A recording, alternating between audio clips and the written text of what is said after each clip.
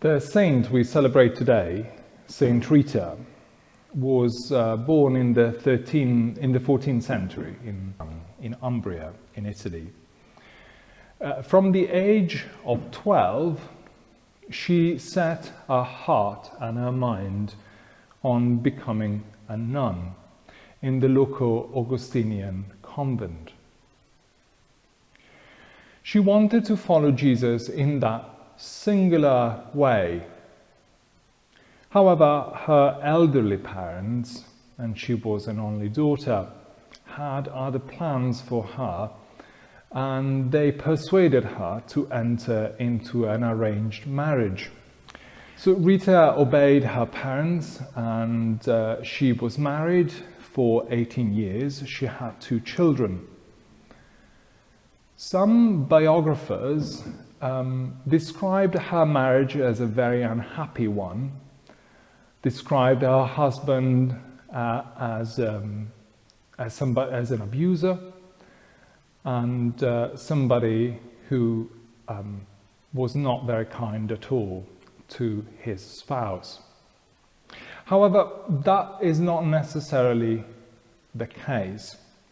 Modern scholarship have tended to play down that part.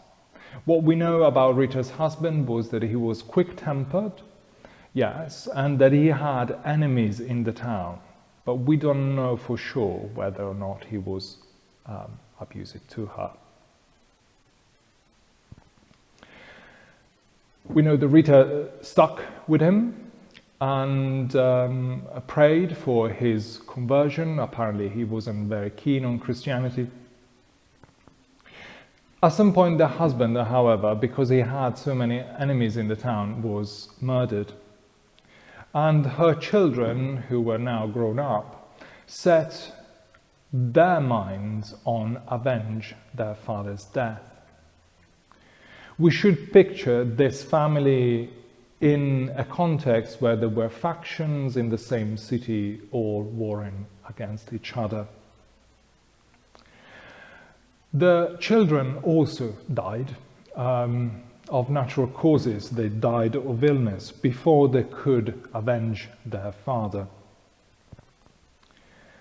And after 18 years of marriage, Rita was left on her own. So what did she do? She decided to try and bring reconciliation between the different factions and families that were causing so much heartbreak and bloodshed in her city. And this she succeeded. She brought peace and reconciliation. During this time, she set her mind again on becoming a nun. But the local convent would not have her because, well, she wasn't a virgin. She had been a mother, she was a widow. It wasn't, for them, seemed good enough. But after bringing reconciliation to her town, and after being refused 3 times to enter the convent, Rita succeeded in being accepted there. Her spiritual life was greatly devoted to the crucified Lord, to the passion of our Lord Jesus Christ. And at around the age of 60, whilst praying before an image of the crucified Lord, she received what is called the partial stigmata.